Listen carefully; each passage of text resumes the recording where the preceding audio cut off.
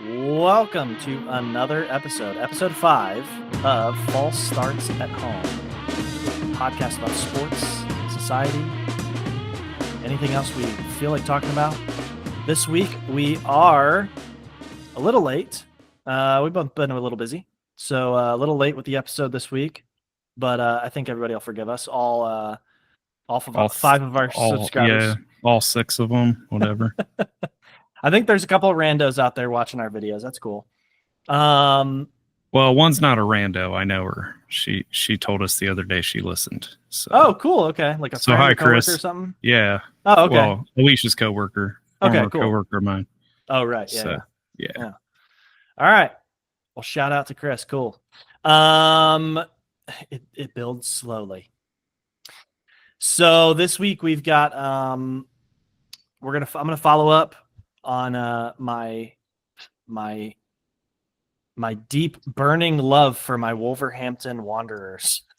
It was a rough week for you to be an initiate.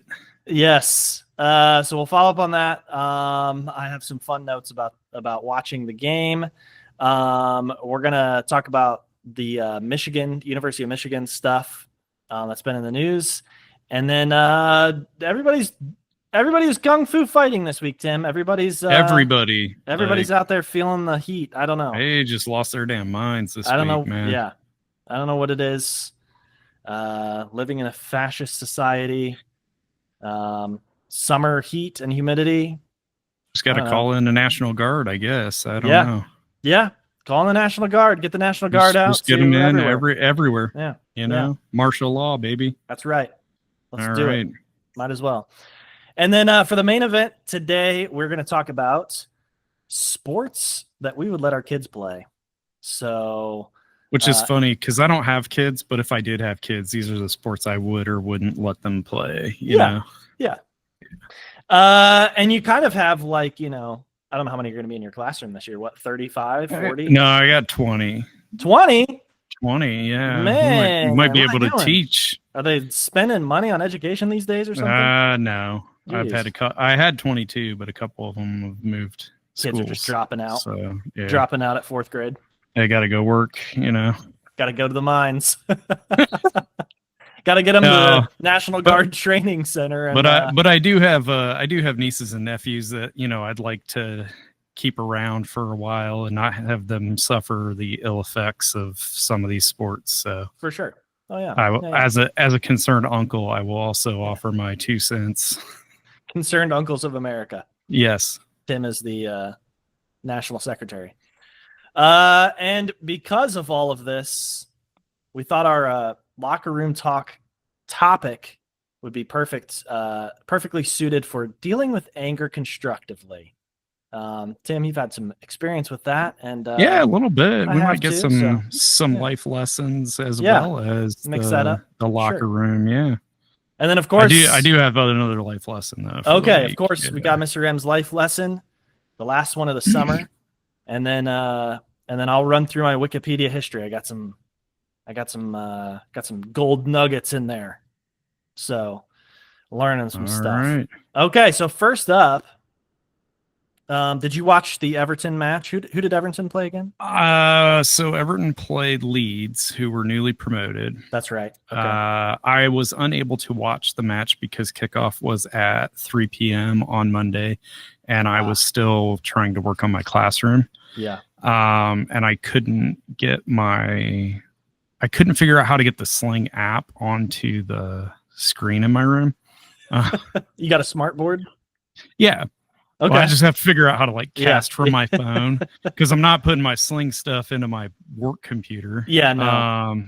So I ended up listening to the radio broadcast until the mid second half, when my phone started really going crazy. It froze, and it wouldn't let me unlock my phone to even close the apps to reboot. So I was way.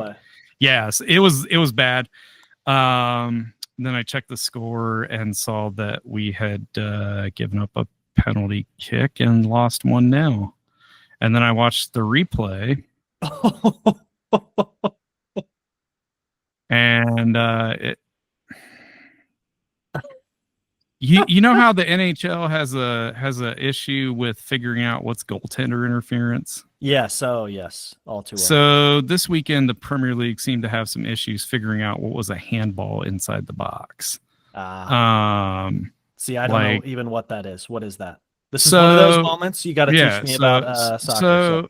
So you're aware that it's called football for a reason. You can't use your hands. Yeah. Unless you're the goalie. Football, all they do is pass the ball. Okay, I'm sorry. Yes. Yeah. Football. So football, we're playing with our feet. What part of the body, like, where does it end? Because I know you can so technically, like, stop me when I get the shoulder is like legal. So like literally the hinge point, like where your arm goes down, is considered the arm. Okay. Or hand. So your hand is basically everything from here up, right? Okay. Now so you're not allowed to use your hand or anything below the shoulder, basically, in the normal course of play, unless you are the goalkeeper. And even then, the goalkeeper's only allowed to use their hands on a defensive maneuver. So if I pass the ball to my own goalie, he's not allowed to pick it up with his hands. He has to play it with his feet. Okay. Even if he's like in that little box, the smallest of the small boxes back there. No, so he has to be within the 18-yard box, which is the big box. Okay. He can use his hands unless I pass it to him with my feet. If I head it to him, he's allowed to play it with his hands. If it glances off my body, he's allowed to play it with his hand. Okay. So like if somebody kicks it and I deflect it, like it deflects off my foot, right. It's considered like a defensive maneuver. Yeah. So if the goalkeeper takes a handball, which would be if I passed it to my goalkeeper and he picked it up, it's a direct free kick from the 6-yard box. Okay. That means... Excuse me. So that small box. Okay. A direct free kick. So it's not a penalty kick in that situation. What's the difference between a free kick and a penalty? A penalty kick is like just you and the goalie. The free kick is where the ref comes by and like lines everybody up and sets the ball down wherever it is. But the free kick, you can have the defenders can play the other offensive players. They can line up in defensive positions and they can play toward the ball once the ball is kicked. Okay. So it's a lot harder to score from a direct free kick without like putting it over everybody and into the net. Gotcha. Whereas a penalty kick, like it's you and a goalie and the net's 18 feet wide. There's only so much ground he can cover. So, so anyway, any defensive player, any player who is not in possession of the ball, who touches the ball with their hand inside of the big box, the 18-yard box, it's a handball, and that is a penalty kick. Okay. If you play the ball with your hand anywhere else on the field of play, it's a handball, it's a foul, and the other team gets an indirect free kick. Okay. And basically to prevent guys from like swatting the ball out of the way, whatever. So there was which match was I watching on Sunday? I can't remember. Anyway, there was a situation where the ball came in toward the defender. It hit him on the forearm, like as he was making a move, like his arm was away from his body. Okay. And it hit his forearm. But it was ruled incidental contact because he was making an athletic move, which is basically like when you run, you can't keep your arms fully at your side, right? Like, right. As you're moving around and running, like you use your arms to balance yourself or whatever. Right. So it's basically like the referee can say, okay, like he was making an athletic move. He was not attempting to play the ball with his hand. Okay. So that one got reviewed and they said, yeah, no problem. Then later on in that same match, there was a defender who was lined up behind an offensive player, and he tried to do like a swim move to bring his arm in front of the offensive player. All right. And while he was doing that move, the ball hit his forearm. So, and that was ruled a handball and given a penalty. Which I thought like that seemed pretty athletic. He's trying to get position on the other player. You know, that seemed fairly athletic to me. They reviewed it and they said, yeah, that's a penalty kick.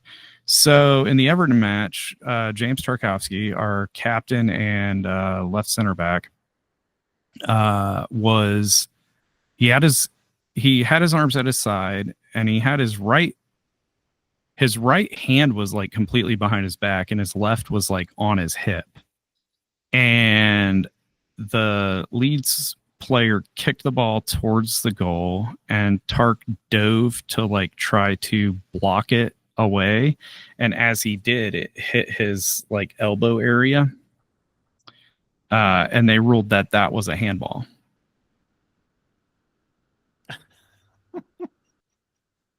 Seemed like he was making an athletic move. Like I saw the replay. Like I haven't seen it from, you know, microscopic angles or anything, but from the angles I saw it from, I'm like, I mean, I guess if we're going letter of the law, yeah.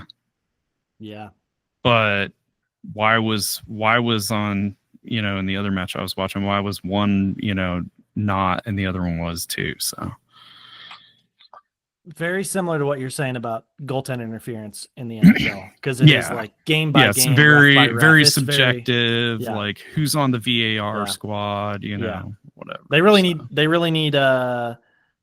definitely need some professional development. Learn those standards, you know, like you're doing. They need standards, period. That's the problem. They don't have standards. This is like the law of the game says this, and it's up to you to interpret it.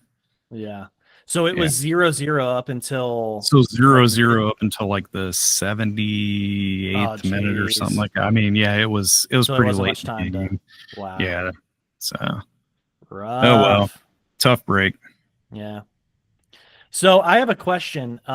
There are 20 teams in the Premier League. Yes. I could have easily looked this up, but I might as well just ask you. Does each team play home and away against every other team? Are there 40 games in the season? No, there's 38 games in the season because you're playing 19. You're right. Yeah. You play yourself. False start at home. That's a free math lesson for you.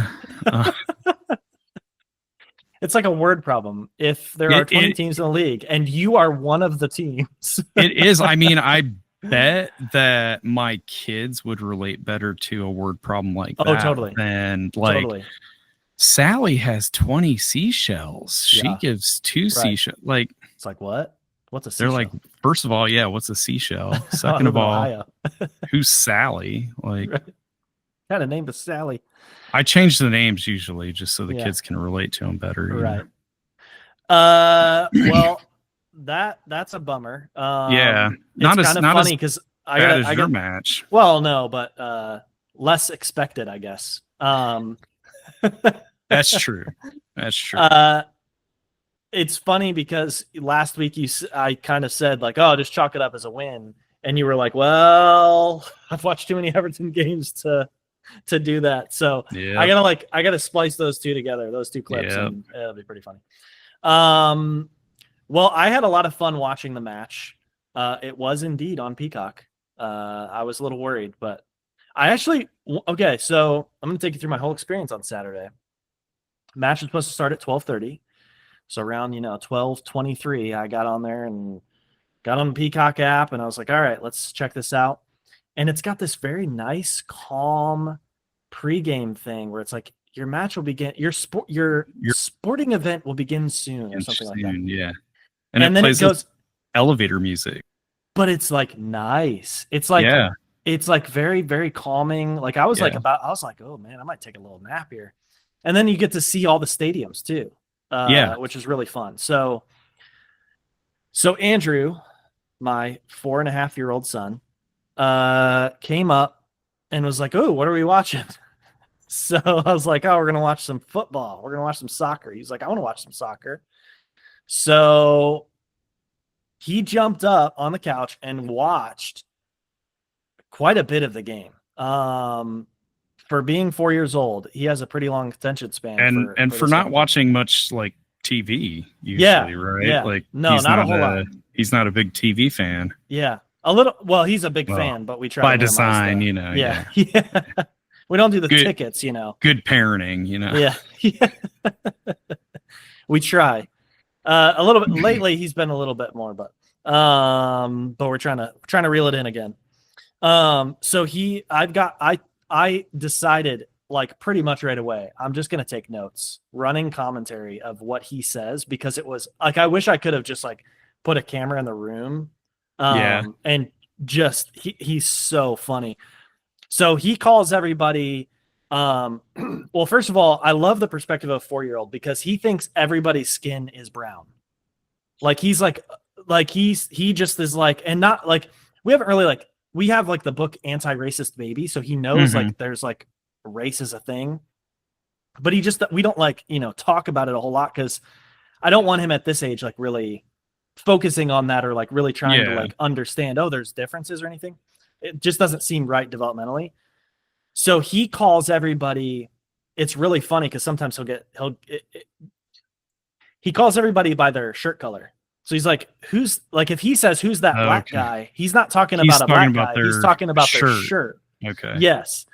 So he says, so the first thing he says is, who's that pink guy? Who's wearing pink? Oh, the goalie. Yes, the goalie. Okay. For Man City wears like a pink top, bright pink shorts, pink socks, like head to toe pink. And he's like, and I was like, oh, that's the goalie. I was like, that's the other team's goalie. He's like, ooh, he's fancy. And I told him we're rooting for the team in the yellow. He's like, okay. And then a little bit into the game, he's like, who's talking?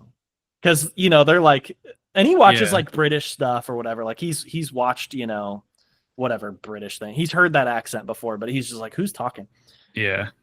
So then he actually is trying to analyze the game pretty well.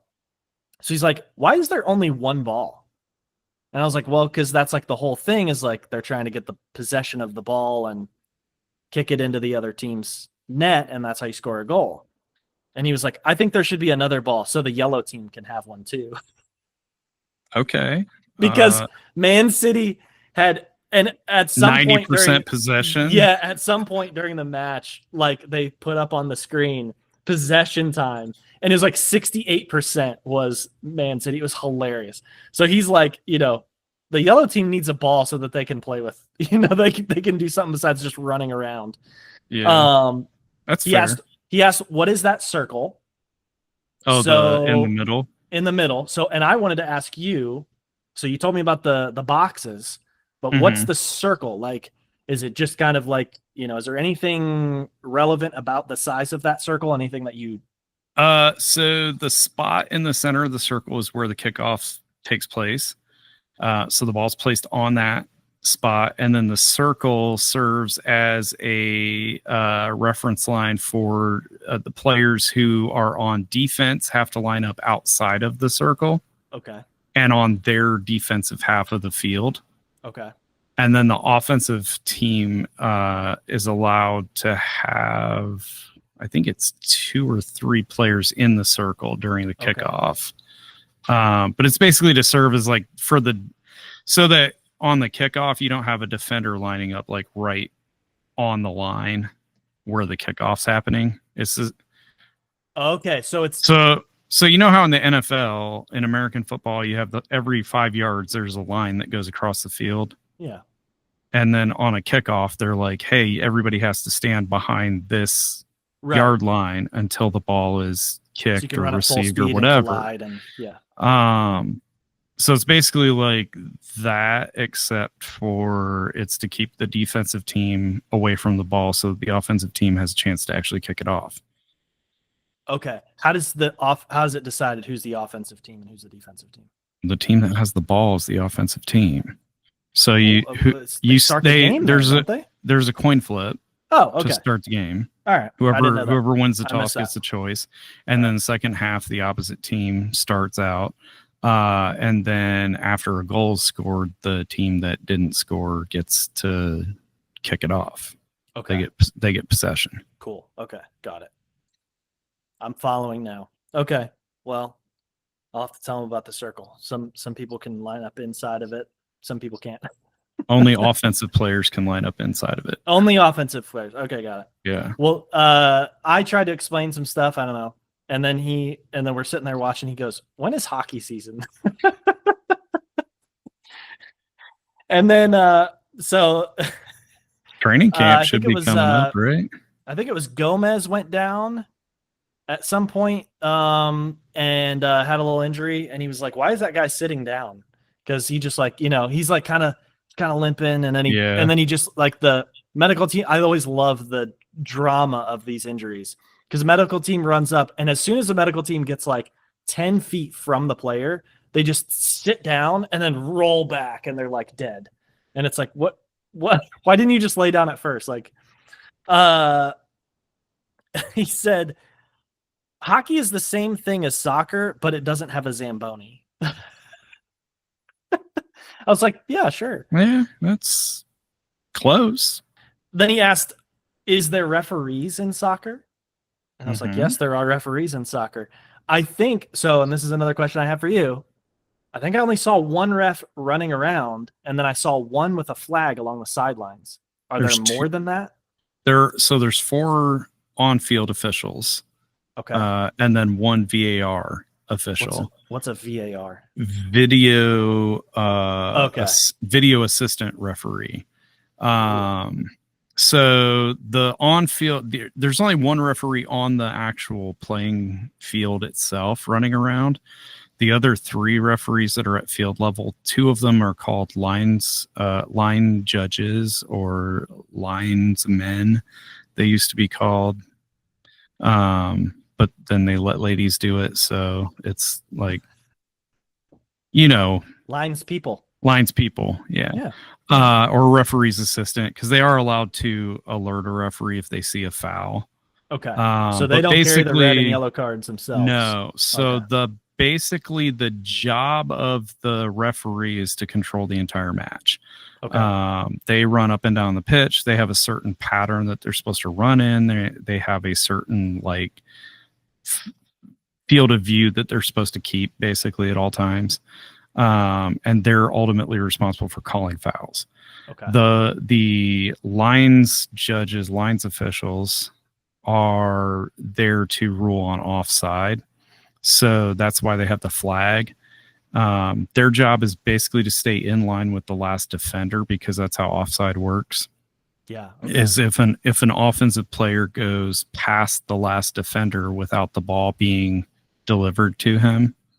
So if the ball's in the air on its way to you can take off and go. You can take off and go. Yeah. I was really trying to pick up on the nuance of that, because it seemed like it was real close. And the announcers were doing a good job of breaking down and going, "Oh, he just took off just a little too soon." Or whatever. Yeah, it's very hard to with that. That's why they brought VAR in. There were calls where the official on the sideline would not wave the flag and say it was an offside, and you look at it on replay and the player's easily a yard in front of before the ball's been passed. And so it was basically to keep teams from getting unfair advantages, because they would score a goal on that play and then there's nothing you could do about it.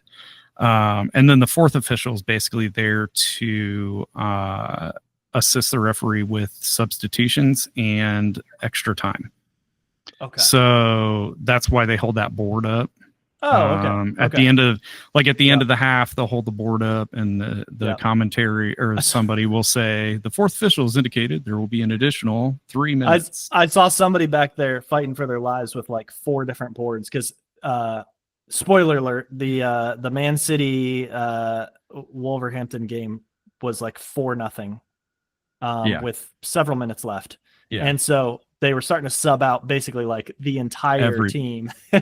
Well, they only get 5. They had a different board for everybody, so it's Yeah. like they're holding up and they're like scrambling, like trying to get these boards. It was hilarious. Well, because I think I've only ever seen them have 3 boards on the sideline. Oh, okay. Maybe there are only 3. And a team's allowed to make a max of 5 substitutions, though. Okay. Per match. Oh, okay. So it very well could have been that Wolves were like, screw it, we're using all of our subs. Yeah. And so he had like 3 of the subs queued up.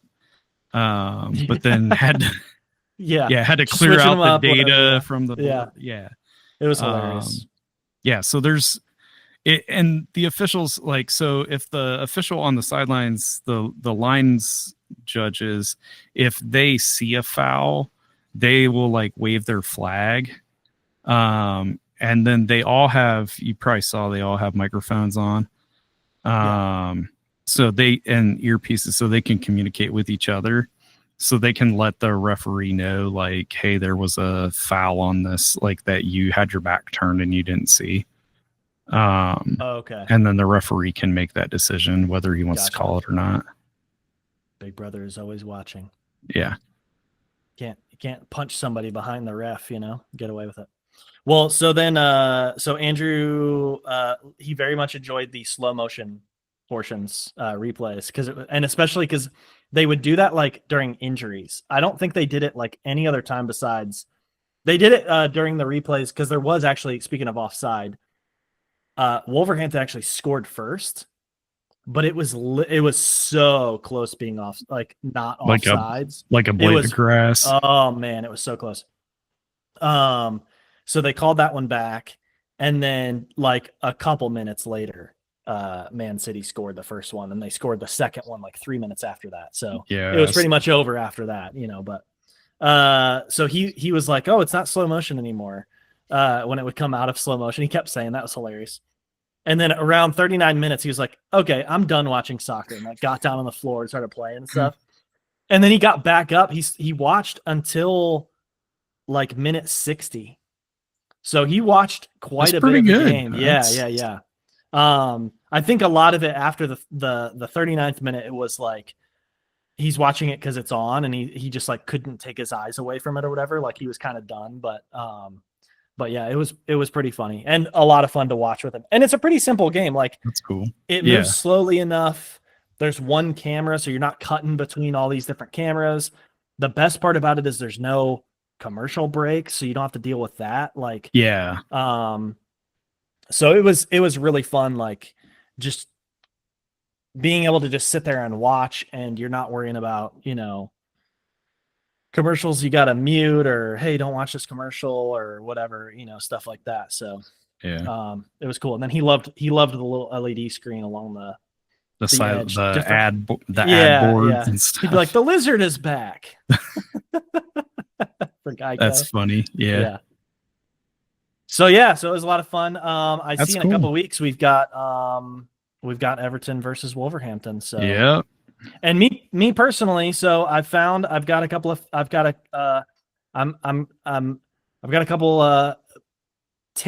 hot takes on my team now. Okay. So I think my favorite player is Strand Larson. He's a forward. He was always involved in everything. Anything like that did almost go well for us was pretty much around him. Okay. I also like Munetzi. And then let's see, who was the guy that I just did not like? He was just crying at everything. It was super annoying. I can't find his face on here. I'm a little bit confused because they signed Arias, and he was apparently like a superstar in another league, and they subbed him in. Like toward the end, so he wasn't in the game for most of the time. So I don't know if it's just because he's too new, or it might be because Everton had a couple of players that were like signed within the last couple of weeks that basically came on with like 5 minutes to go in the match or whatever. Okay. So it may have just been like they didn't have enough time to practice with the full squad, and so they don't want any like miscues out there. Okay. It's hard to believe that a team would sign somebody, a big name signing and then not put them on the pitch right away, but Right. it happens. Especially at home. It's like it's your first match. It's Yeah. home, Yeah. Okay, Yeah. the guy that I did not like is defender David Muller-Wolf. He was like just crying the entire game, just about Really? everything. He was like getting like just doing stupid stuff, and then like he wasn't making very good plays, and then he would just like, just like whining about stuff, and it's like, dude, come on, shut the hell up. Maybe he needs to go play in France. Be in position. Is that a league known for the French league is a little bit less hardcore. Yeah. Okay. All right. Got it. Yeah. If you thought the injuries in Premier League were hilarious, where they like sit upright and then flop back when the trainers get on. Yeah. Now the French league, you'll see a dude like rolling around on the ground in agony, like he may never walk again. Yeah. And then as soon as the physio gets over there, he's like up and at him. Like ridiculous. Yeah. So funny. I don't understand the show, but well, we've got Michigan the swift hammer of NCAA justice has finally come down. Oh yeah. NCAA arbiter of what is fair and right. The arbiter of blind justice in the sports scene here. Yeah. Did you get a chance to see what all the penalties were or weren't? Yes. Yeah. Surprisingly, I see they've gone away from postseason bans, which I like because I think there's students who've already committed to this school. And it's really hard to be like, oh yeah, you're not going to play in the postseason because of stuff like an entirely different you didn't team have and an to entirely different staff. Yeah. I can kind of understand that. What I don't understand is why we're not vacating titles and wins and all that stuff. That to me shows that, and I've read the articles and stuff, but I don't know if the actual full like investigation results and whatnot are public available to read. I haven't read the 74-page document. No, yeah, I haven't read. But all that to me tells me that like they basically were just like, we know you did it, but we can't prove it, or something. Well, like that. I mean, when there's like actual, we destroyed the evidence that happened, right. There's literally like the tapes are in a bottom of a pond. Good luck finding them. Who among us has not thrown their phone in a pond when being investigated by an authority? It's just what you do. But if you're not guilty, why do you need to throw your phone in the pond? Yeah. Fifth Amendment, man. Yeah, but what really pissed me off the most about this ruling was that like you go back to the early 2000s and you had Reggie Bush's parents got a rental home paid for by an agent or whatever that situation was, and they're like, his Heisman comes back, USC vacates wins, like bowl ineligibilities, all that stuff, like for a house.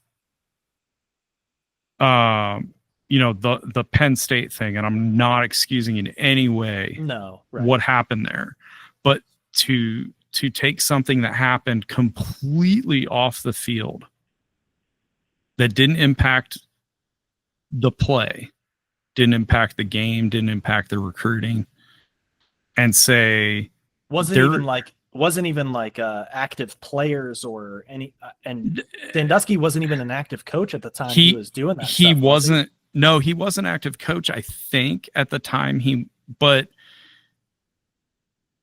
there's more to unpack on that whole situation. Yeah, but basically, like Joe Paterno got vilified for something that Mike McQuarrie should have been the actual villain for, because he's the one who like allegedly walked into the locker room and saw the actual abuse happening and walked out and didn't do what a man should have done, which was, first of all, choke Jerry Sandusky out.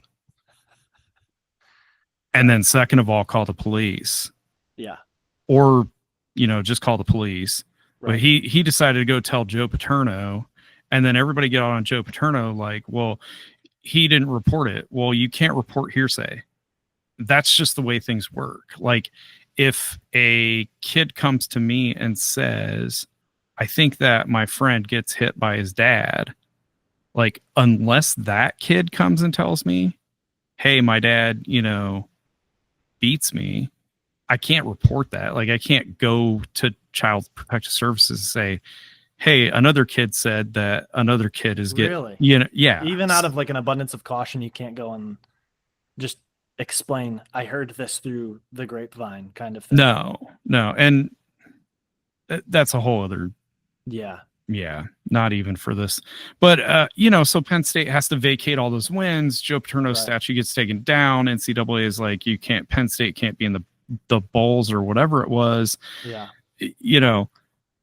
Ohio State players who got tattoos and traded memorabilia to get those, and they vacated their wins in championship and that was the postseason dumbest ban. one out of all of them, I think, to me. And then this, where it's like literal on-field cheating scandal that probably helped them win games. Because why would you cheat if you weren't going to use the information to win? Right. And the NCAA is basically like, well, Jim Harbaugh can't coach for like 10 years. Yeah. Now 14. Or 14, whatever it is. Yeah, on top of his thing or something. But it's like, do you think Jim Harbaugh, who's getting paid whatever the hell the Chargers are paying him, right? You think he's really going to walk away from LA? Yeah, he doesn't care. He doesn't care. No. I mean, the only college he probably would consider going to would be like USC or Ohio State or something. Like, it would have to be a very big name, and it would have to be a very big bucket of money. Yeah. To get him out of the NFL situation. Right. Like, the Chargers would probably fire him. He goes, another 2 or 3 seasons is the way he's been going.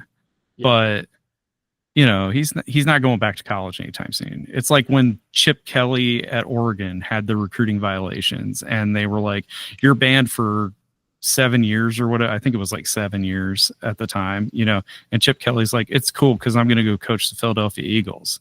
Yeah. Like, he's just like, yeah. Whatever, if you guys don't want me to be an NCAA coach, that's, yeah. I'd be happy to not do that. Yeah.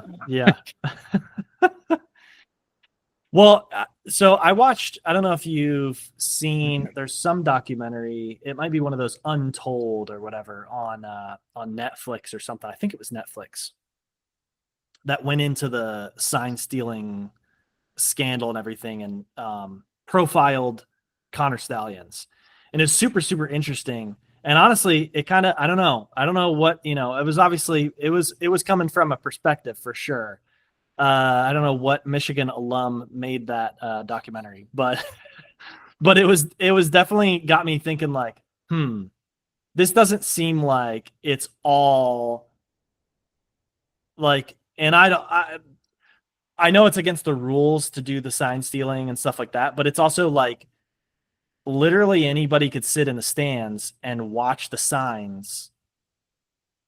It just was kind of silly to me. Like, and even like the thing I think they were saying in the documentary too is like, you could literally watch the video of the game.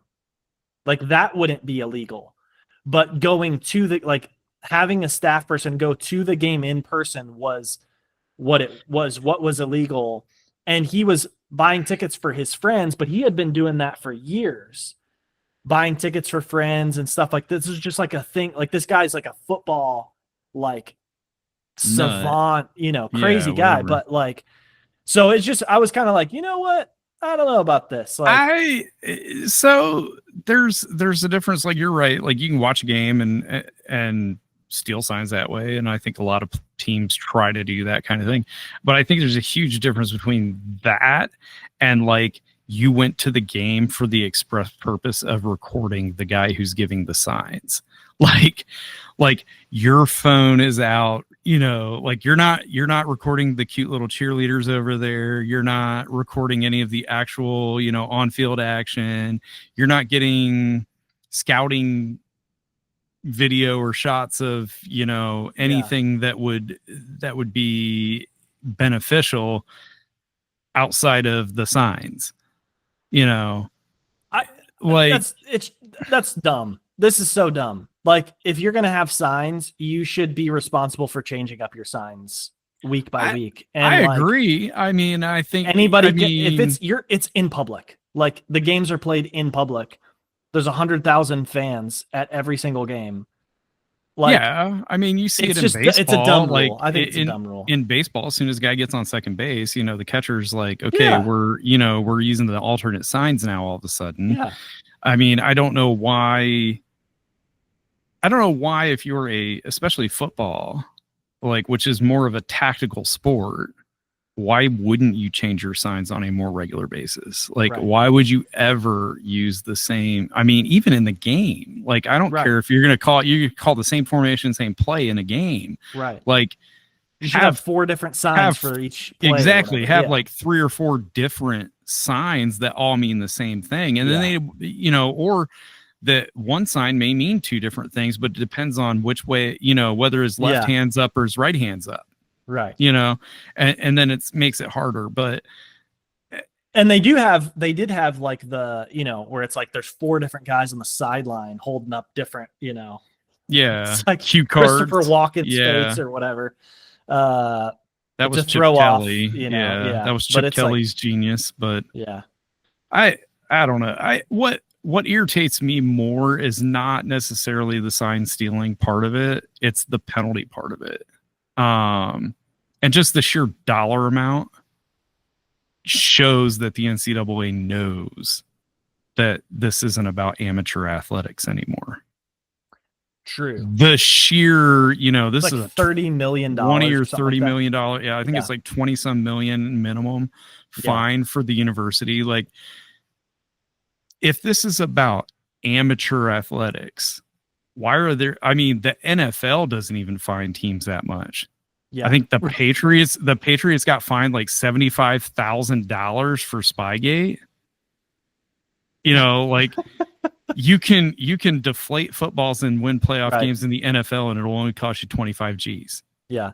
And do you know what University of Michigan's endowment is? Oh yeah. Oh, market value. Just throw a number out there. It's probably $1.5 billion.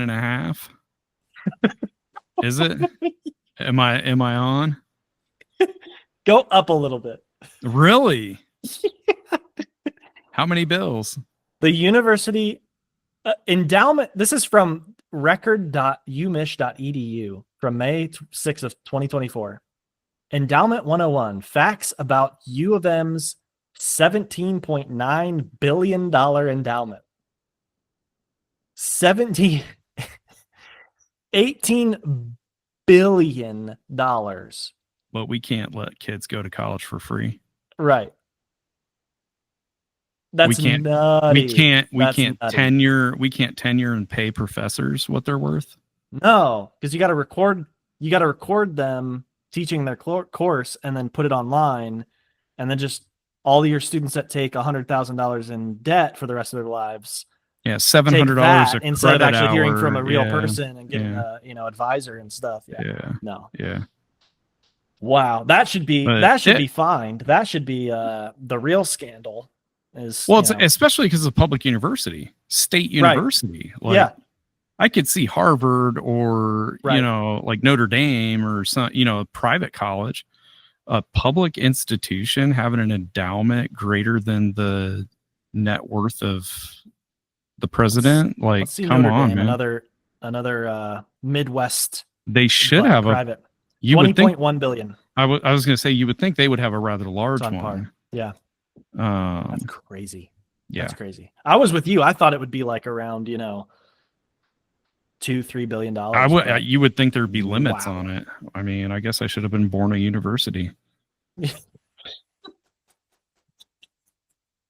That sounds like a Bruce Springsteen song or something like Anything else on this Michigan stuff? No, what just you I think? mean, the reaction around the Buckeye State is obviously very salty. Fuck 'em. You know, I'm ambivalent toward the Buckeyes, but I Yeah. mean, my thing was more like the tattoo thing, cost, Yeah. you know, vacated wins and championships and cost bowl Even eligibility. as a And major hater of Ohio State, you know, I it's think like that's like the silliest thing ever. I come think that's on, so man. dumb. That's and yet, you know, this is actual like cheat to win, and they're like, Right. well, you know, as How long about as just Jim Harbaugh doesn't coach for like 20 years and you guys give us like $20 million, we'll call it even.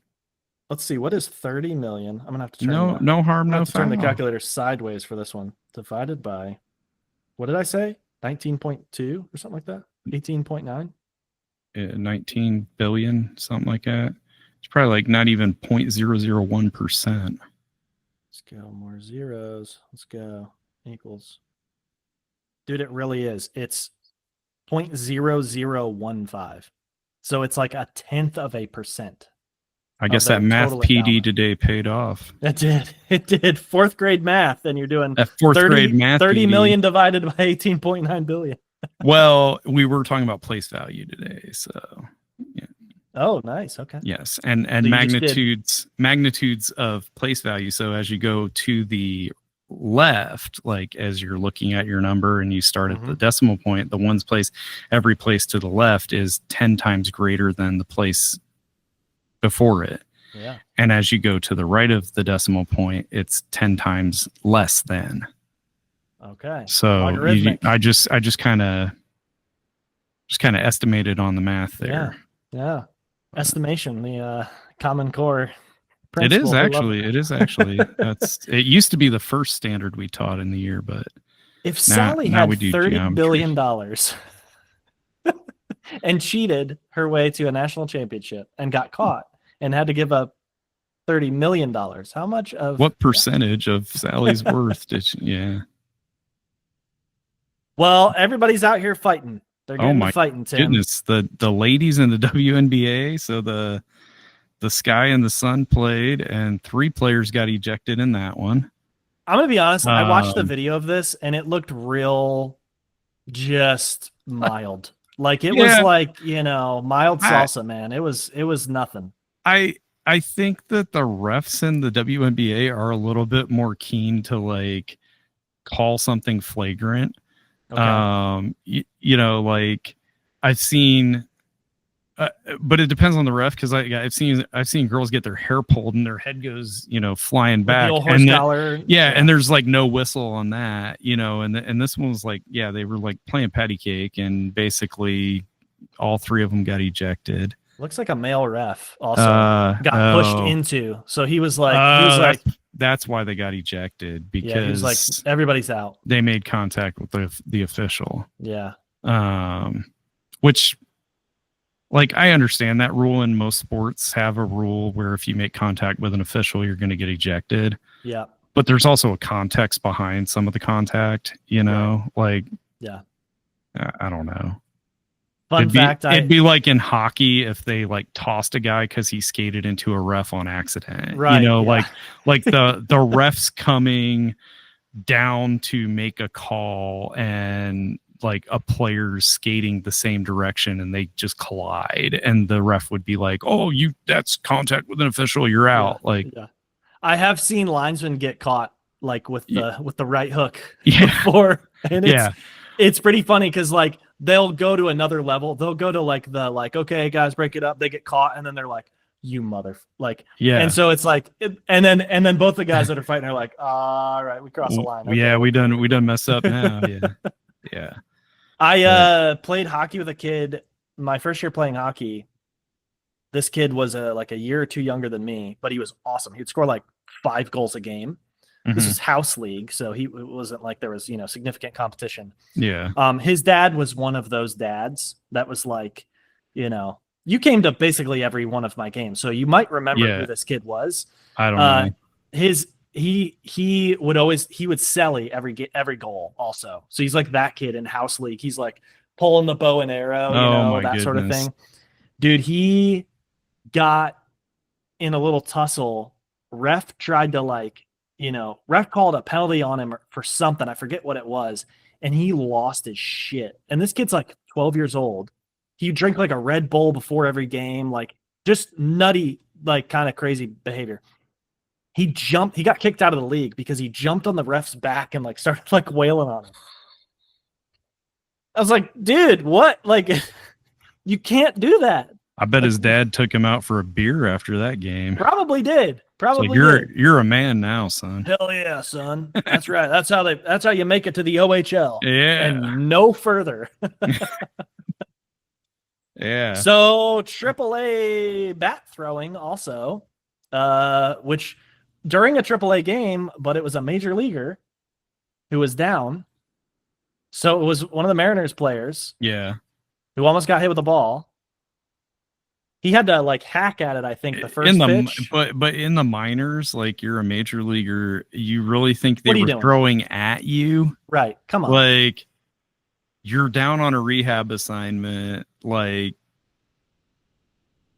you got to know these guys, their command's not that great, or they would be up in the big leagues. Right. You know, like. So he did get hit 5 times in 15 at-bats.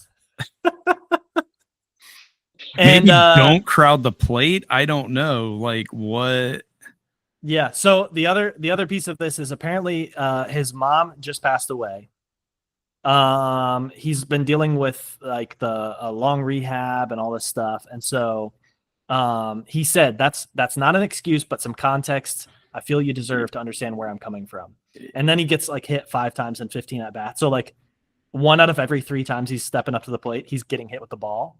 That's not fun. That's not fun. But I mean, like, if I'm on a long rehab stint and my mom dies and I'm like that mentally just not able to work, like tell your boss. Take a personal day.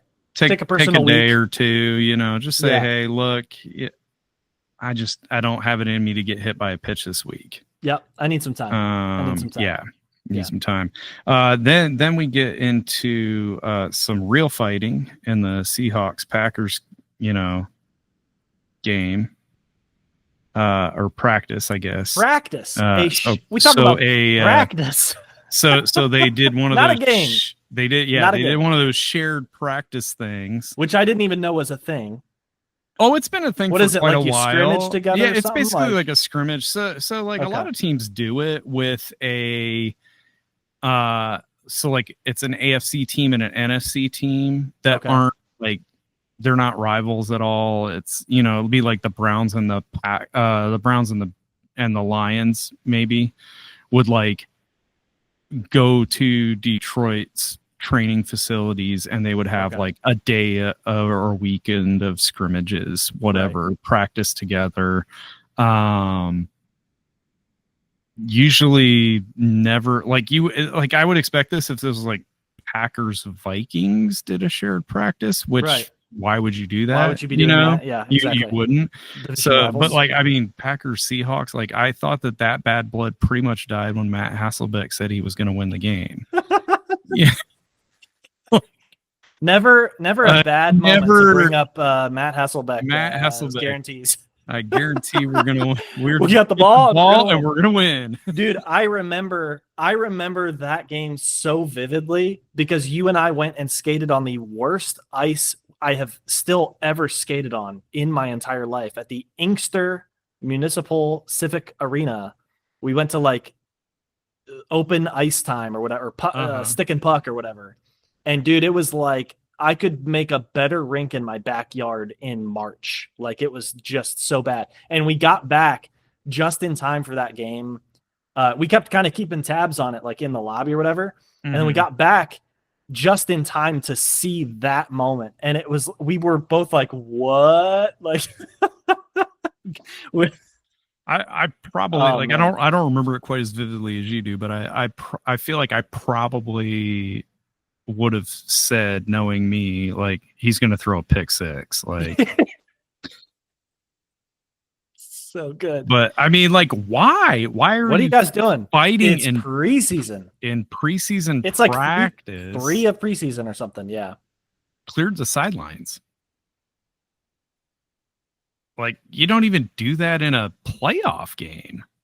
Crazy. You guys got to get your acts together for sure. Yeah, Sure. and now let's perhaps the most violent event in the sports world. Pretty jarring. Yeah. I just saw this. Well, I guess this was just posted this afternoon. So I saw it pretty soon after it's posted, I guess. So yeah, the father of Boston Celtics star Jaylen Brown was accused of attempted murder in connection with a stabbing Wednesday night in Las Vegas. They're always trying to murder everybody out in Las Vegas. You know that, Tim. Well, Sin City, right? All the violence, all the vice. It looks like it took place possibly in a parking garage, which is where nothing good happens in a parking garage in Vegas. I can assure you. I'm clipping that for sure. Like, have you been in a parking garage in Vegas? Oh, I have. Yeah. Yes. I mean, even in the middle of the day, it's not the kind of place you want to be in. I don't really like to spend a whole lot of time in parking garages in general because I've seen enough movies. But yeah, so this dude stabbed somebody in the stomach. Allegedly. We have to say allegedly. I mean, Brown allegedly stabbed the victim multiple times after his back was turned. What are you doing? Like, you stabbed him in the back? It's an argument about parking, apparently, right? Apparently, yeah, dinging the bump and run. Dinging. Like, my gosh! Like, we've all been there. Call State Farm and get. We've all accidentally bumped into another car in a parking garage.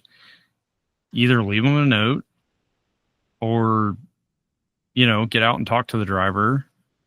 Like, I saw a guy rear end somebody this morning on my way to my PD, and I was hoping it was going to be okay, and it seemed like it was okay. Where like they were civil about it, Yeah. But you never know. Like, I mean, there are some guys who just are very serious about their cars.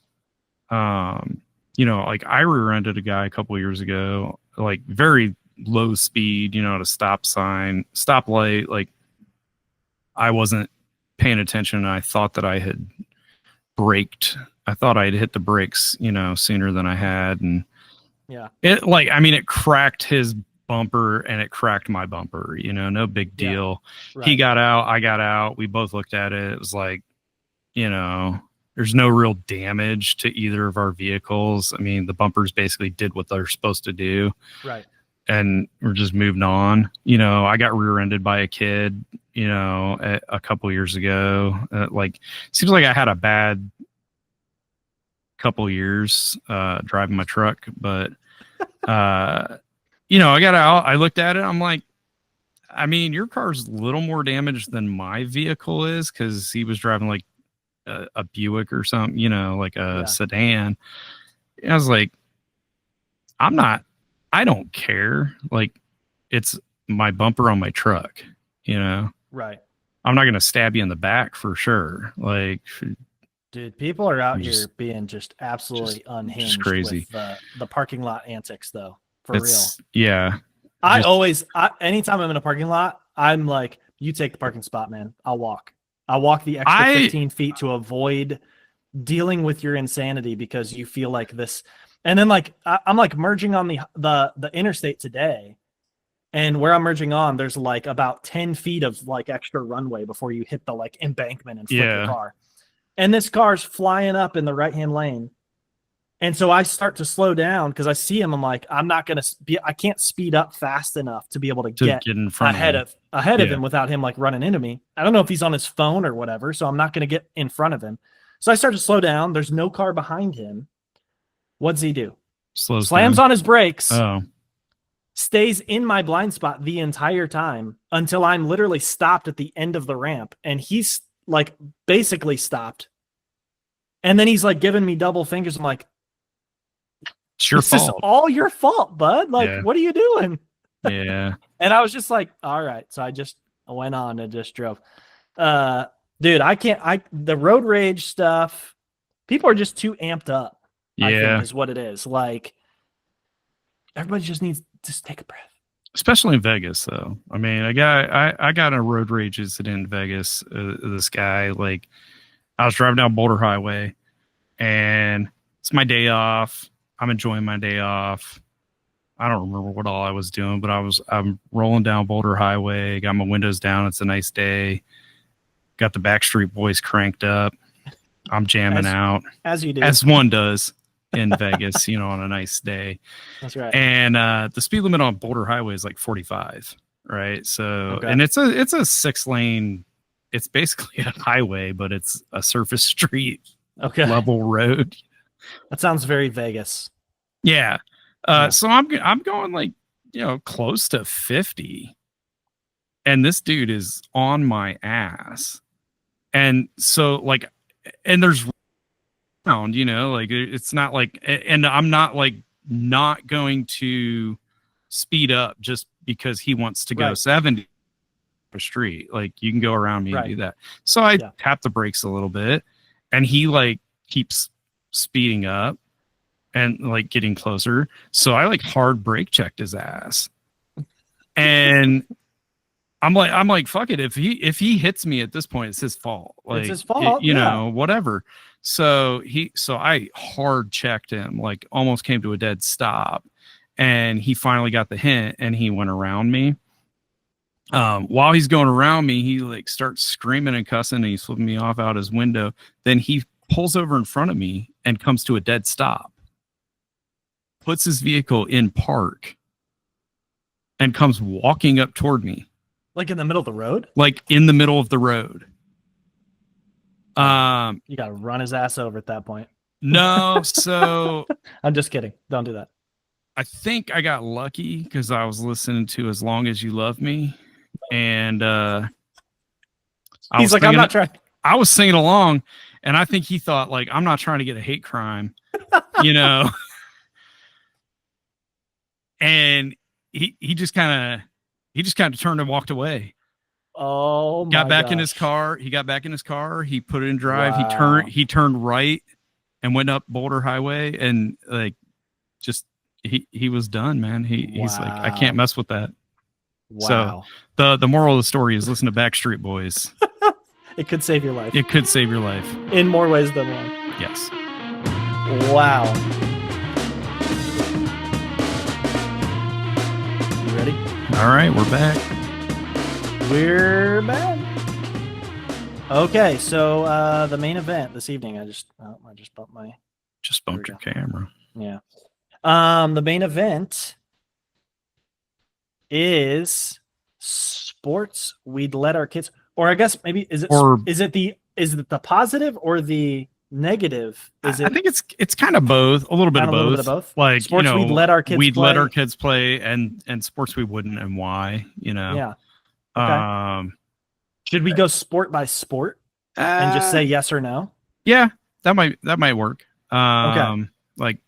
Okay, for instance, like I'm thinking least contacty sport, that I would let my kid play be baseball. Baseball. Fairly pretty low odds of a concussion. Yeah, like you get hit in the ball.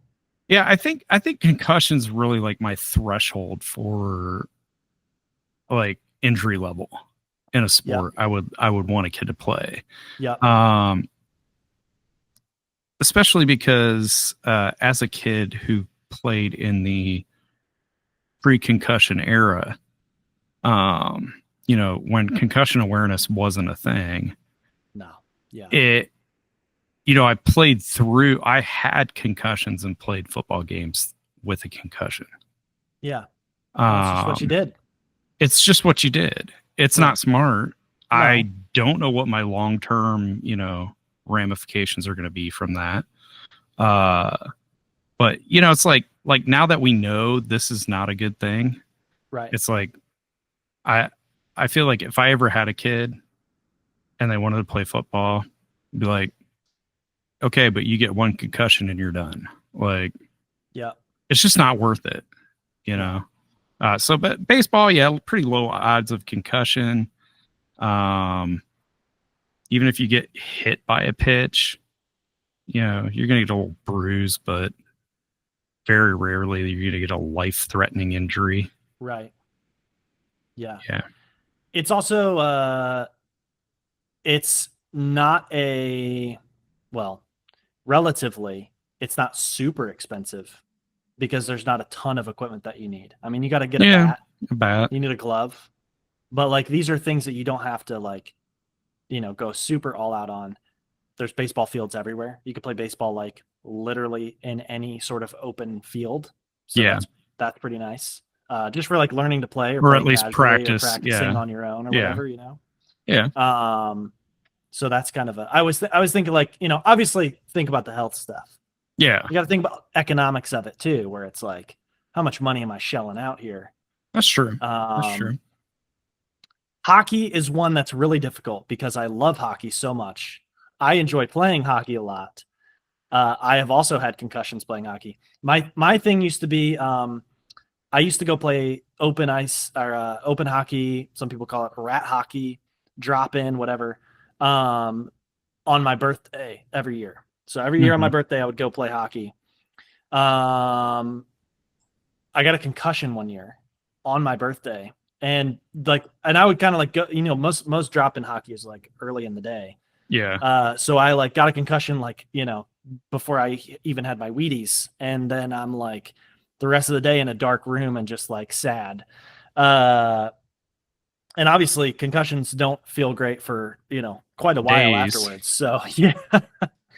So hockey's one where it's like, and then you're also skating around on sharp knives, basically. I went to high school with a kid who played in like one of the travel leagues and got a cut like around his torso. Like he got caught kind of in the corner and like fell to the ice, and somebody like was fighting for the puck and went to go skate away and just sliced him. And he was like kind of hurting, and he went to the bench. He's like, "Oh man, I'm really hurting." And then one of his teammates looked over and was like, "Dude, your jersey's wet." And they were like dark, like black jerseys. And so he's like, "Oh, what?" And so he lifted it up, and it's just like gushing blood everywhere. And everybody's like, yeah, you need to like get to the hospital, whatever." So it was like stitches all the way around, pretty gross. And that's in competitive hockey, but not like a very high level at all. And of course, you've seen, the situations where now, like at all the junior level and below, it's required to wear the neck guard, laceration guard, and all that kind of stuff. So, pretty crazy. So hockey, it's like, I don't know. I love hockey so much, but it's like, is it worth the risk? It's also very expensive. It's extremely expensive. I mean, like sticks aren't cheap. Gloves aren't cheap. Shoulder pads, helmet. Like shin guards, like you're in for at least $1,000 on equipment, and that's like pretty much base level stuff. Yeah, you don't want to buy a used helmet. Your helmets also expire because the materials in them degrade, and so it's like to be safe, they expire every few years. Yeah. Pretty expensive sport for sure. Yeah. So hockey's probably like leaning on the no side. Goalie though. You can play goalie, and pretty much you don't avoid the cost of it on the equipment side. It probably costs more to play goalie. But like goalies are so rare that when you're an adult, you always get to play drop-in for free. That's true. Most teams, like in beer league and stuff, I think pretty much goalies are like, if they do pay anything, it's less than everybody else. And like you can play on beer league, you could play all day if you want to. You could play, 3 or 4 games because everybody needs a goalie, and goalies are so, fickle and whatever. Plus you're not like in the action. Like obviously the puck comes at you. So I don't know. But I mean, I would think taking slap shots off the face wouldn't be too anti-concussion. Yeah. That is if any of the guys you're playing with or women you're playing with can get the puck from a slap shot up high at the level. That's true. In beer league, you're probably less likely, but it's about this high off the ice. Yeah. So basketball, I think we can all pretty much agree, but basketball's cheap. You just need a pair of shoes and a ball. Pretty low injury potential. You got like your ligaments in your lower leg to worry about. Yeah, but that's about it. But and you can live without those. As long as you stretch, and condition yourself, you should be okay. Yeah. Like not going to get a concussion because Ron Artest doesn't play anymore. Yeah. Right. You should be okay there. So yeah, I'd let my kid play basketball. Basketball for sure. For sure. Basketball for sure. Soccer. The concussion. Yeah.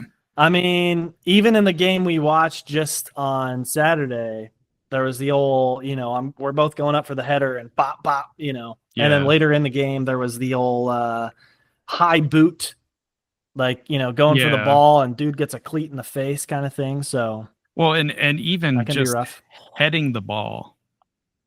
Can cause a concussion. Like you're snapping your neck, and hitting the ball's not light by any means. I don't know. Like it'd be one of those, like I've seen reports that there are more concussions in a soccer match, like in a soccer season than a American football season.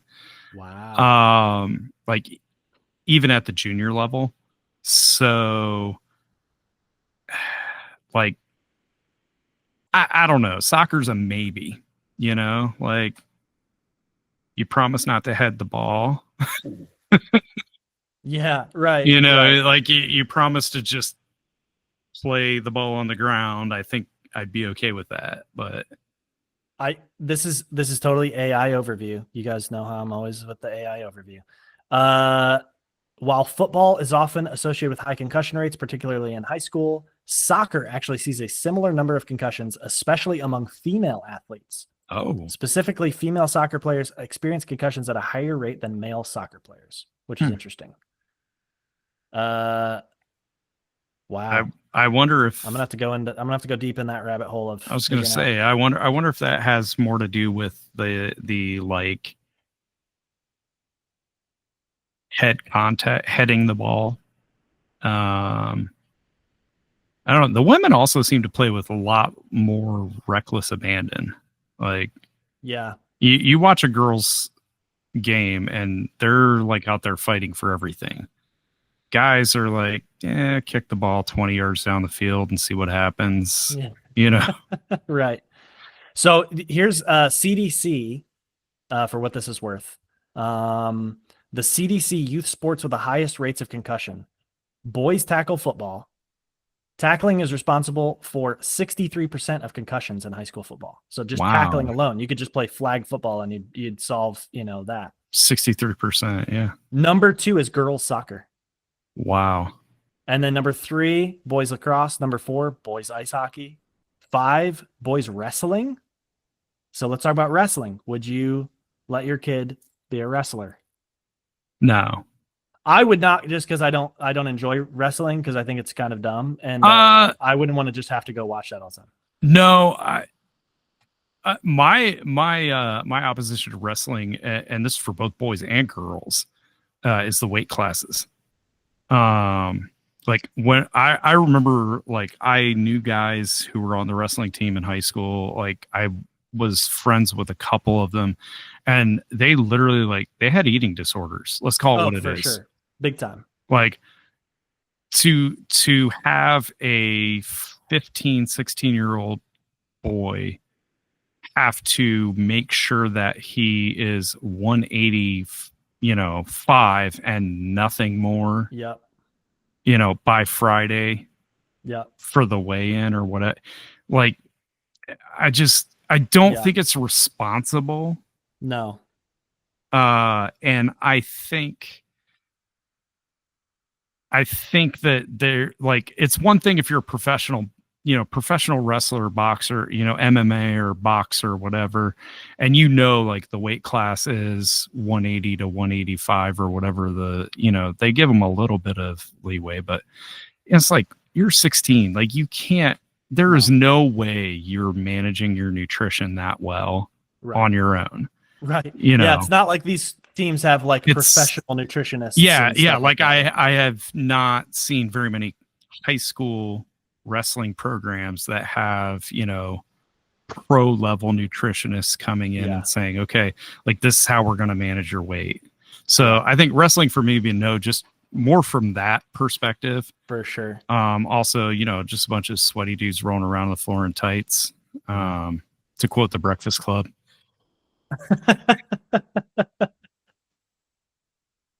Nice.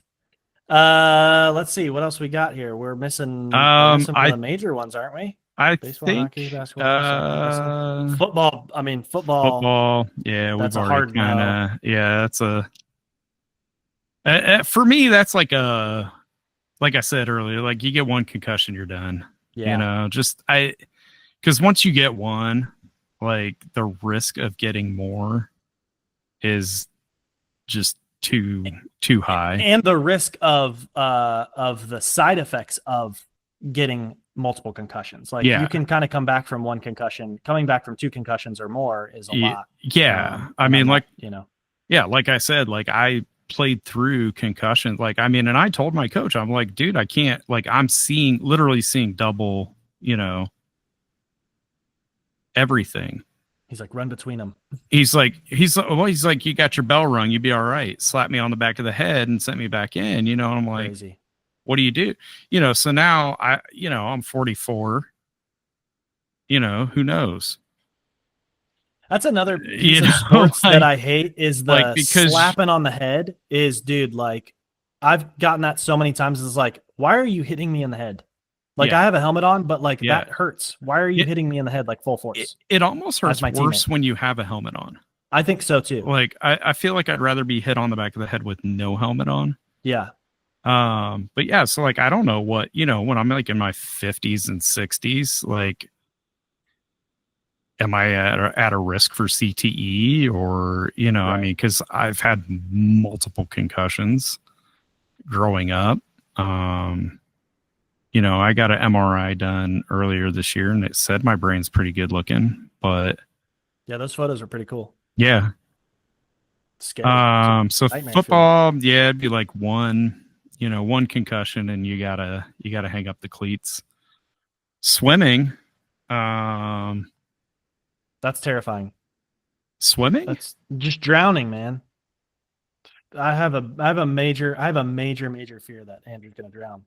And he gets around any sort of body of water. So I mean, obviously, like when you're a swimmer, you know how to swim. Yeah, but and they're not picking guys for the swim team who can't swim. Right. Like, there's a reason I wasn't on the swim team. You know. Yeah. Like, right. First of all, I'm not hydrodynamic. Not exactly the Michael Phelps body build. Not exactly the physique of Michael Phelps. So swimming. Yeah. I mean, access to pools and stuff like that. My high school actually had a pool, which was pretty cool. Yeah, mine did too. I don't know if it does anymore, but let's see. There's like tennis, of course. Tennis, why not? There's like very little risk with tennis. Yeah. It's a little bit of a, you know, it's a pinky up. Yeah, I was going to say, right? it's got a little bit of a reputation. Yeah. For being a prep, you know, preppy kind of sport. Yeah. But it's fairly cheap. I mean, you can buy a tennis racket for $30. Yeah. Balls are cheap. Tennis courts are usually every city park's got one or two. Yeah. Yeah. You can find them. They're usually free to play. Right. Yeah. I mean, if they wanted to, I wouldn't tell my kid they couldn't play it. Let's see. I just Googled, I was trying to think, like, I'm kind of coming up with a blank. So I just Googled list of sports. And the first thing that caught my eye was curling. Curling? Dude, I would definitely go for curling. So I would. That's one where, though, you're talking expensive. Like, really? You have to like have your own stones? And stuff, or No, what? no, but you have to like join like a house league basically, Okay. to do it. And those usually run you a few hundred to $1,000 or so a season, depending on like where you are and how long their season is. So, Wow. and I don't know if there's like age limits on that, where it's like adults only basically, or if Yeah. they'll let a kid do it. Yeah. So What about it's good cardio. let's go like extreme sports. So skateboarding. Oh, eh. I mean, you whatever. Or like BMX or motocross. How about motocross? No, No not motocross. motocross. That's you're Pretty looking risky. at you're looking at a motorized vehicle. I mean, like that Yeah. thing, that thing gets out of control. Like you're at its mercy. Right. Yeah. BMX, it's a pedal powered bike. Like Yeah. when you stop pedaling, it's going to, even if that wheel keeps spinning, like it's going to eventually come to a stop, and it's not going to like take you along for much of a ride. Yeah, I don't know. I have a friend who her son does BMX racing, and he's pretty good at it. He has a good time doing it. That's cool. And I don't think you get there's that much of an injury risk in it. I'm sure it can get expensive though, because you got to buy helmets, you got to buy pads. Yeah. The bikes, like I'm sure, like if you just get started, you can get like an entry level bike, but the more you do it, the more it's like any sport. Like the more you get into it, or hobby for that matter, the more you get into it, the more expensive it's going to be, because you got to upgrade your gear. You got it's like if you play Magic the Gathering, like I play Magic, A sport, a card game. You can get into Magic for like $30. You can buy a deck. It's not going to be a good deck, but it's good enough to get you hooked on that cardboard crack. And then, next thing you know, you're out there buying, $1,000 decks. Oh, geez. Deck no lists. way. Oh my gosh. That's crazy. Crazy. I don't even know the value of my current Magic collection. Like that's, yeah. Wow. I have a lot of cards, and a lot of them cost me a lot of money, and so they better be still worth a lot of money. Yeah, right. Is it a is it a value earning asset there for cards? It could be. So what about like skiing? Skiing and snowboarding, like, oh man. You tear up your knees pretty easily on that. You can get concussed. You can tear up your knees. You can tear up your back. You can break a hip. Like you can run into a tree and you can. up, I mean, you can straight up die. Yeah. Would I take my kids skiing or snowboarding? Probably. Okay. I've gone. I used to snowboard when we lived out west. It's. I don't know. It's as safe as you practice it, really. I mean, like, obviously, if you're a kid, they're not going to let you go out on a black diamond run. Like you're sticking on the little, 3-degree bunny hill slope that, they're teaching you how to control your speed and your angles and all that stuff. And as you practice it and you get better, then you start moving up to those bigger hills.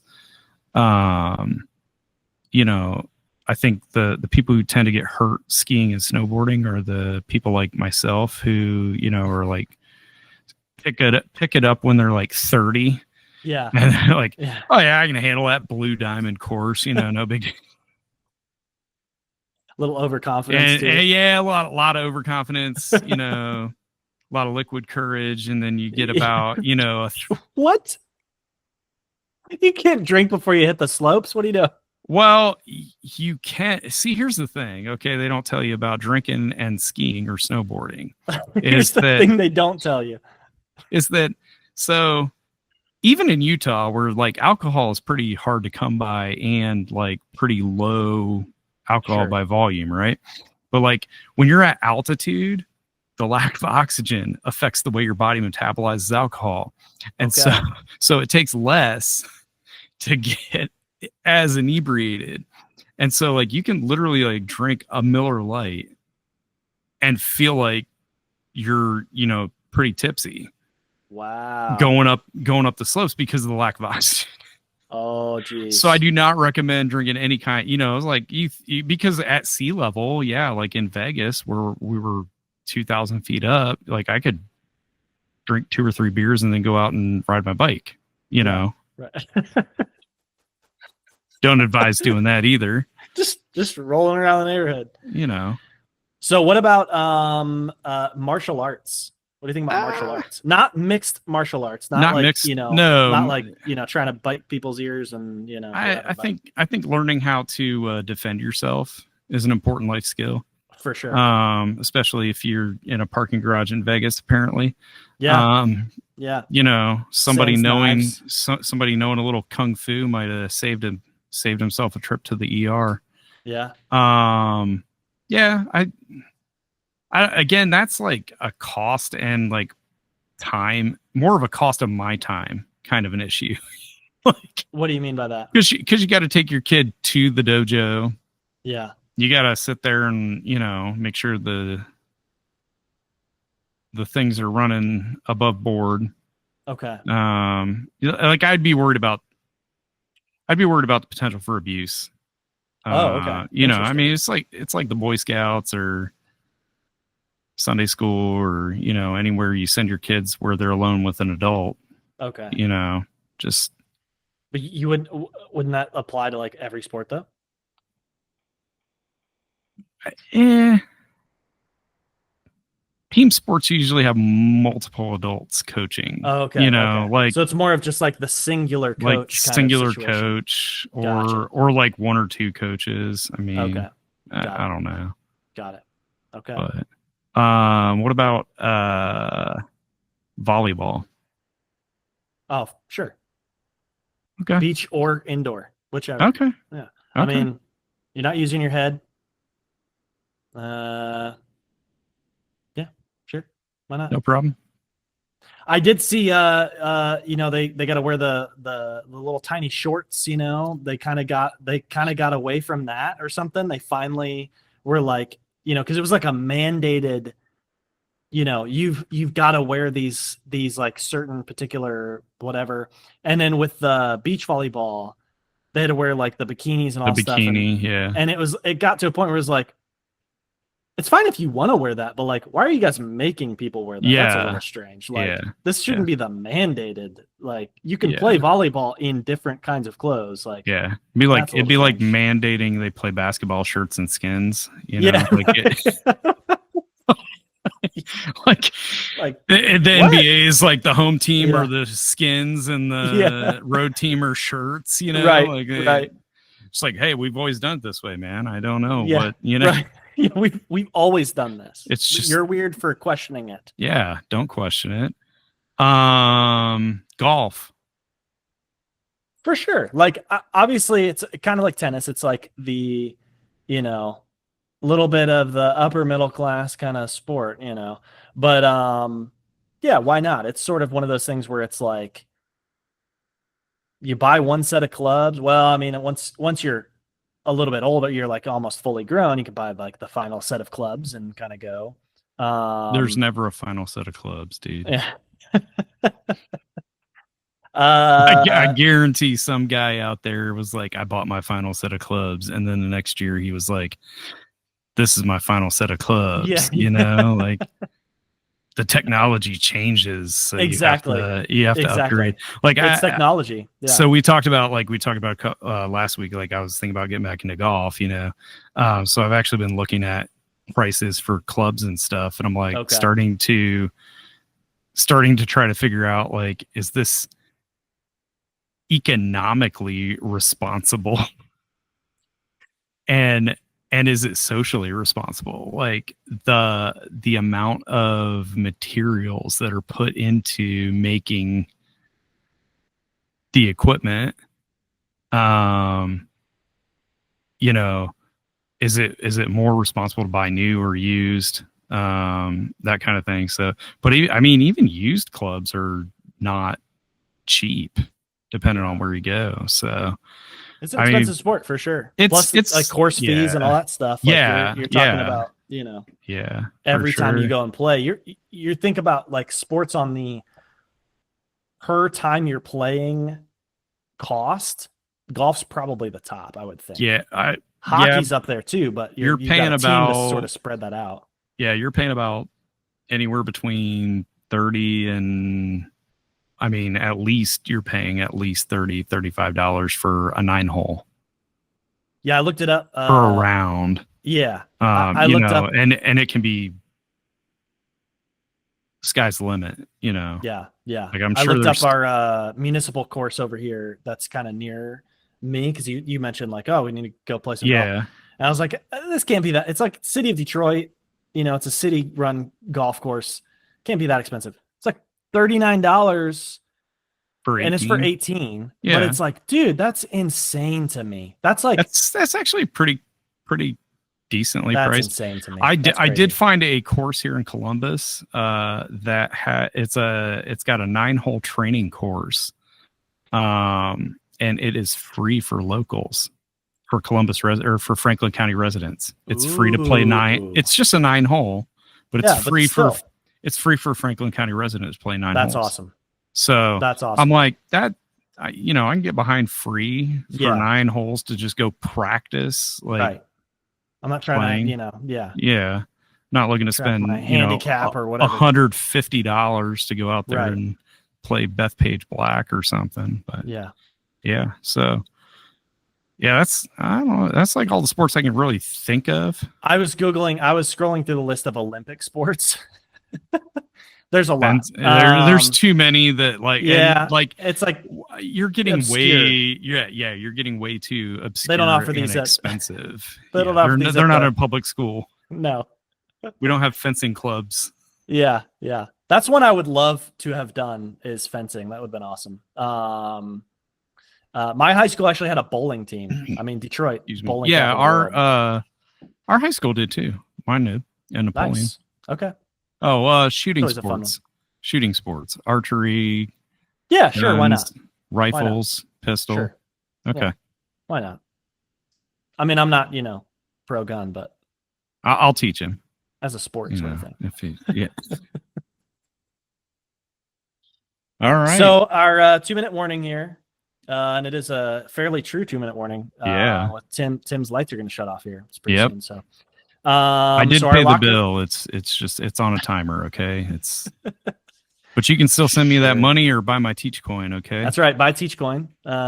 This episode sponsored by Teach Coin. Are you looking for a wise investment? Teach Coin. An investment in my future. I was actually thinking about that on Wednesday. I was just out and I was like, how would we start this? How would we start like an actual cryptocurrency? And I was thinking like, the whole sort of idea behind it is like there's nothing of value behind these things. Yeah.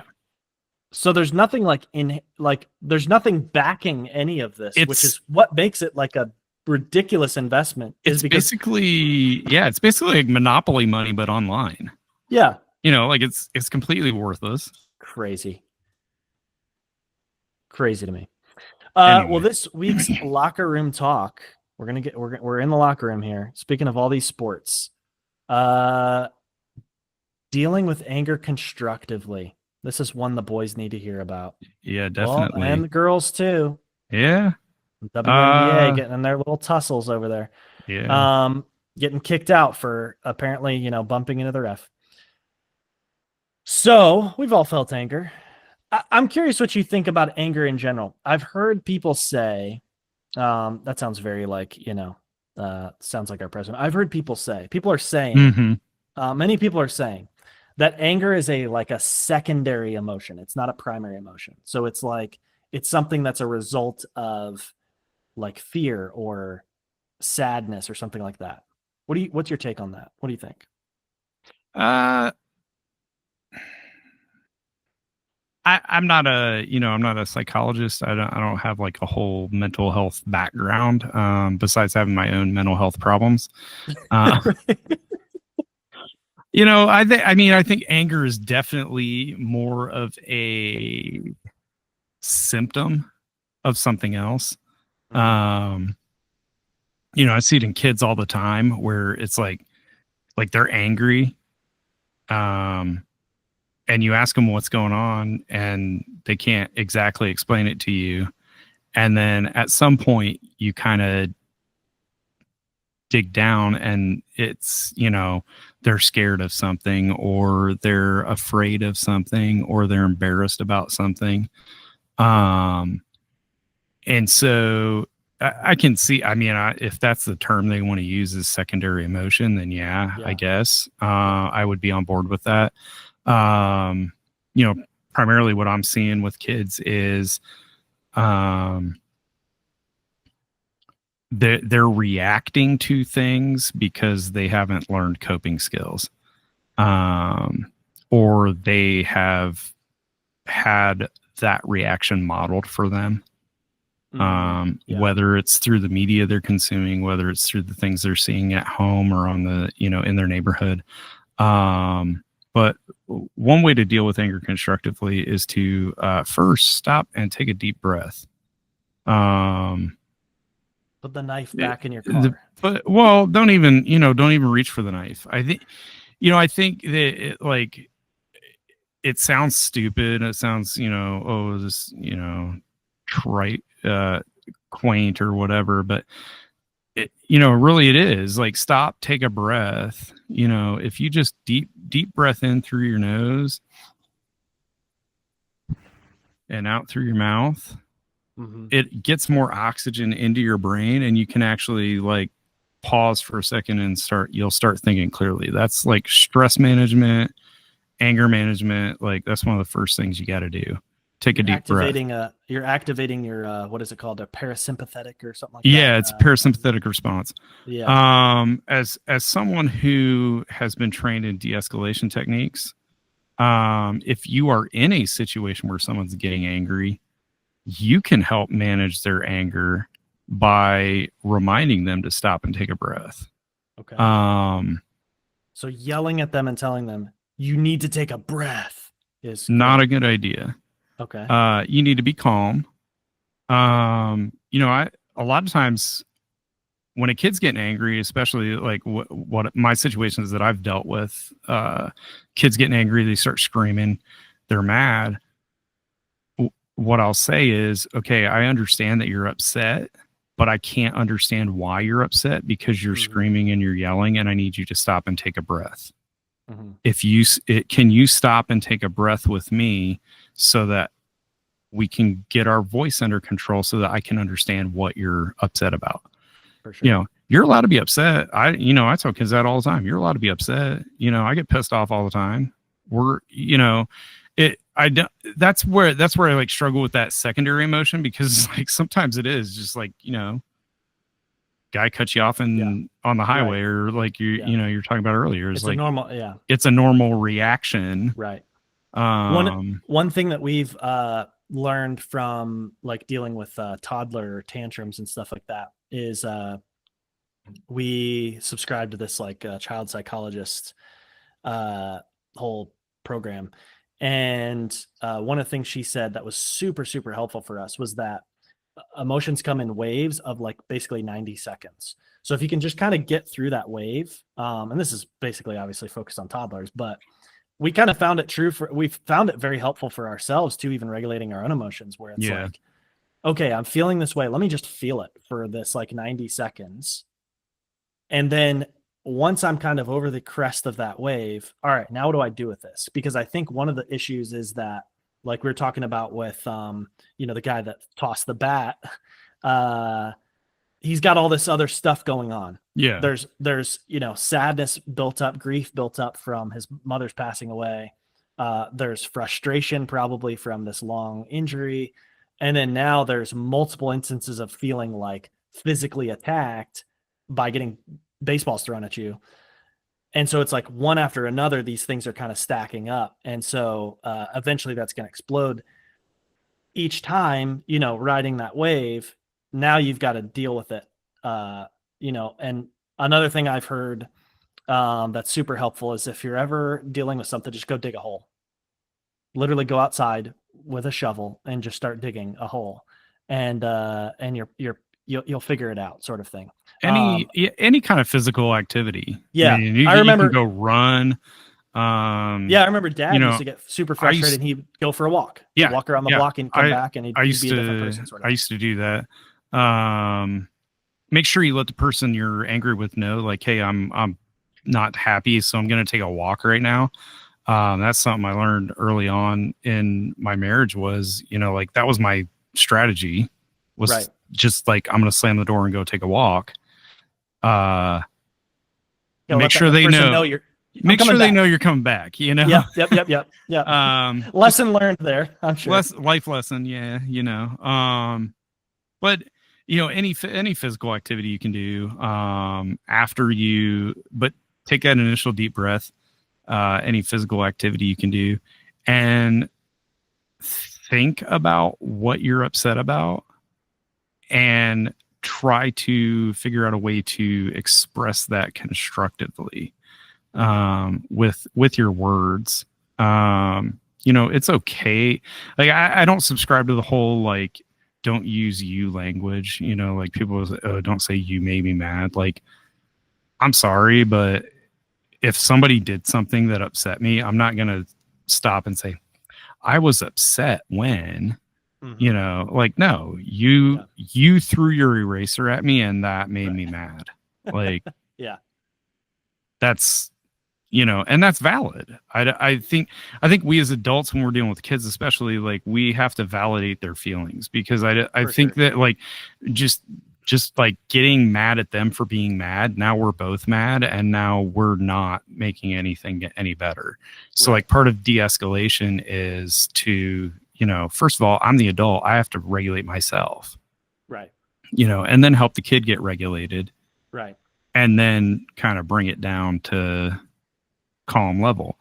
And I'll tell them too, if they need to step out in the hallway for a second, if they need, do you need me to let you take a walk to the restroom, go see the nurse, go see the counselor, get a drink of water, step away from the situation. There's nothing wrong with that. Like, I think there's a lot of focus on, like, trying to face your problem. Like, sometimes it's okay to just walk away from a problem for a minute and come back to it. Come back and deal with it later. Yeah. So, but definitely the first step is to de-escalate. So if you see someone in crisis, they're in an angry situation, don't say calm down. That's not the way to do it. Just say, I can help you, but I need you to take a breath and be able to speak calmly so I can understand what's going on. Right. All right. Okay. What's your life lesson? My life lesson this week is to leave things better than you found them. Or just, clean up after yourself. Yeah. It's back to school time. We got new teachers coming in. I'm a new teacher this year, getting my own classroom for the first time. Just, if you're a retiring teacher, if you're leaving a school, like, clean your shit up, man. Nobody wants to come in and clean up after you. If you're moving out of your apartment, clean your shit up. Like, you'll get your deposit back, and, the next person doesn't have to clean your shit up. Like, just be a good human. That's my life lesson this week. For sure. I dig that. All right. Yeah, clean up after yourself. All right. My Wikipedia history. So I found some good nuggets here. One of them was, again, the featured article. Well, I've been through a lot. One is like Vladimir Putin. Oh man, that was a whole time. Daguerreotype. So that was fun. Camera obscura. A blue stocking. Do you know the term blue stocking? No. It's kind of a derogatory term for an educated intellectual woman. originally a member of the 18th century Bluestocking Society from England. So yeah, this was it was kind of a pejorative term, but the reason I came across that is because I was reading about Rose Cleveland, once the first lady of the United States, not the wife of the president, the sister of Grover Cleveland, for the first 2 years of his first term in office, because he was the only president with two non-consecutive terms before. Until, so his sister was the first lady, and she did not want to do the social stuff. She was a bluestocking. She was educated. She was like an editor of a magazine. This is like late 1800s and stuff too. So, so that was pretty cool. Definitely go read about Rose Cleveland. She was interesting. I watched the movie Jason Bourne last night. And so I was just looking up like the Bourne franchise to see how many movies there have been. There's 5 of them. And Tony Gilroy out of 3 books. Yeah. Well, and even the original trilogy was kind of loosely based on the books. It did get me to read the books though, which were way better than the movie. I read the first one. Yeah, it was really, really good. I read that in high school. Tony Gilroy wrote or co-wrote 4 of the Bourne movies of the franchise. And he's also the one who wrote the Andor series, the Star Wars Andor series, which I found really interesting. So that he wrote those. And that's pretty much my Wikipedia history. I was looking up just all the actors that were in that movie, and there was a political faction called Half-Breeds who were a part of the Republican Party in the 19th century. Oh, I thought you were talking about Harry Potter, the Half-Bloods. So they were the opponents of the Stalwarts, which is interesting. So I now I've got to go look up who were the Blue Dog Democrats, who were the little factions within the parties back in the day and stuff. So anyways, interesting. I saw your light go off. It's cool. Yeah, my light went off. So that's it, man. Sorry. Time's up. All right. I guess that's a good way to keep the episodes short. There we go. Shut off all the lights. All the power goes out. Yeah. Yeah. For sure. Any final closing thoughts? No, just trying to have a good last weekend before the school starts. That's right. Last weekend of summer. Yep. Here we go. Well, enjoy it. Don't stab anybody. I'll try to keep my knives in my hands to myself. All right. All right. Love you. All right. Love you too.